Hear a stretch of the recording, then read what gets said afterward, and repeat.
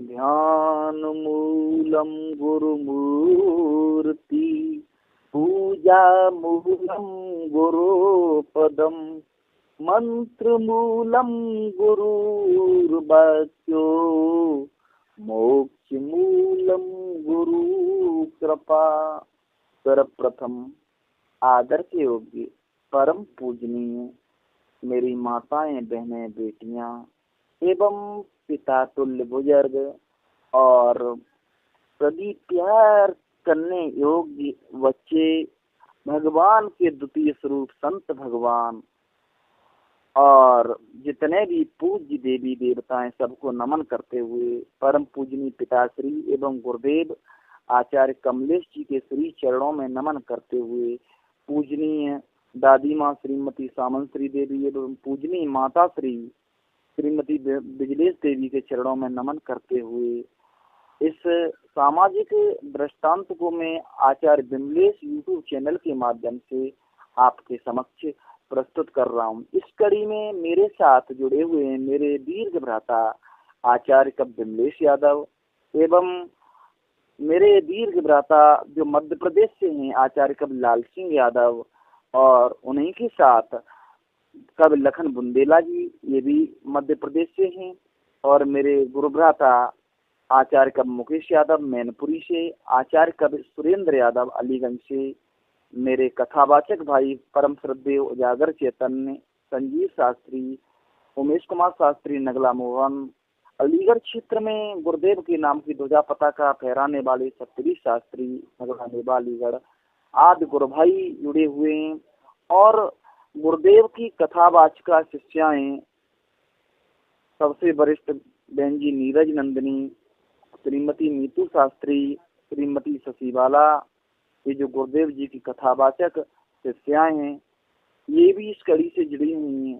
साथ ही साथ मेरी बहन जी श्रीमती उषा यादव संजय नगर एटा से जुड़ी हुई हैं, और मेरी धर्म बहनें श्रीमती प्रेमवती यादव नगला विजन, श्रीमती रुबीना यादव अंकु यादव नगला गलुआ से, और श्रीमती शास्त्री पूजा ब्रज नगला बीसा से इस कड़ी में जुड़ी हुई हैं।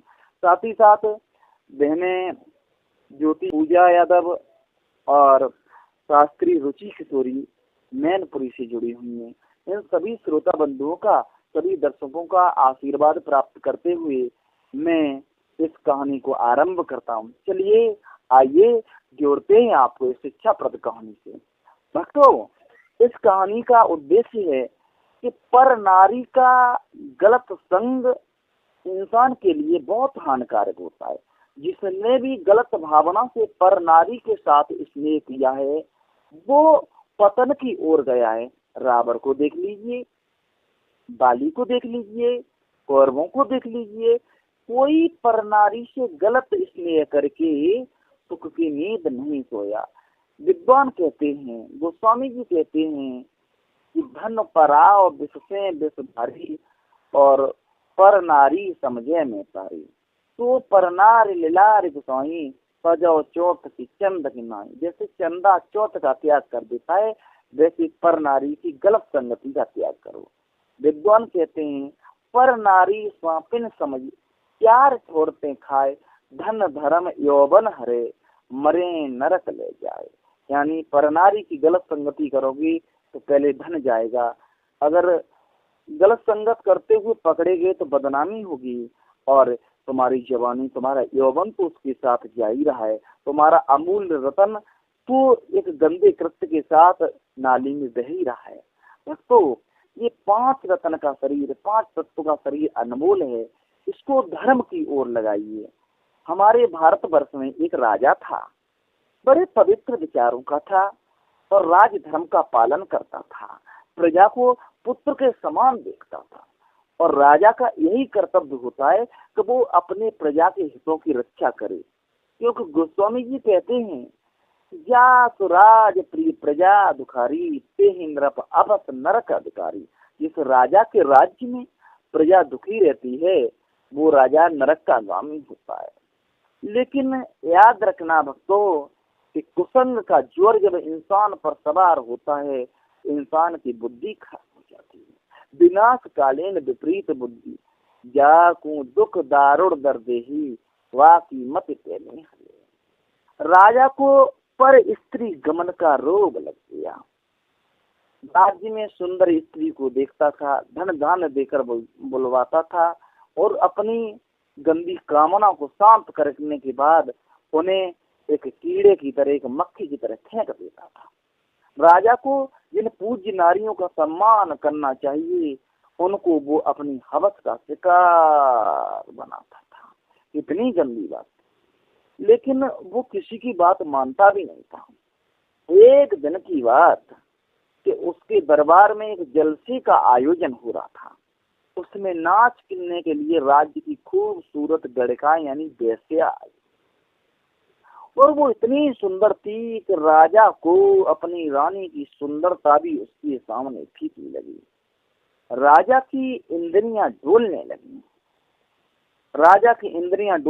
और उसने अपने मंत्री से कहा कि ये वेश्या चाहे जितना धन ले ले, पर इसके साथ मुझे एक रात्रि अवश्य गुजारनी है। राजा के मंत्री ने एकांत में जब उस वेश्या से वार्तालाप किया तो देखिए, वेश्या ने कहा मैं कल सोच करके बताऊंगी। वेश्या ने कहा मैं कल सोच करके बताऊंगी। दूसरा दिन हुआ, राजा ने अपने मंत्री को उसके साथ फिर भेजा, उसके पास भेजा, कहा कि वेश्या ने कुछ जवाब नहीं दिया। तो वेश्या ने कहा कि मैं चाहती हूँ आज दरबार में मुझे गाने का फिर अवसर दिया जाए। राजा ने कहा बहुत सुंदर, आपको गाने का अवसर दिया जाएगा, लेकिन आपके सुंदर शरीर के साथ अपनी मन की हवस को शांत करूंगा। वेश्या ने कहा ठीक है महाराज, मुझे आपकी शर्त मंजूर है, लेकिन पहले मुझे गाने दिया जाए। भक्तों, जब कोई गायन प्रारंभ करता है तो कोई सरस्वती को मनाता है, कोई गणेश को मनाता है, कोई गुरुदेव को मनाता है, लेकिन वेश्या ने कहा कि विनती श्री महाराज सुनो महीपत राय, विनती श्री महाराज सुनो महीपत राय, और जूठी पातर खाते हैं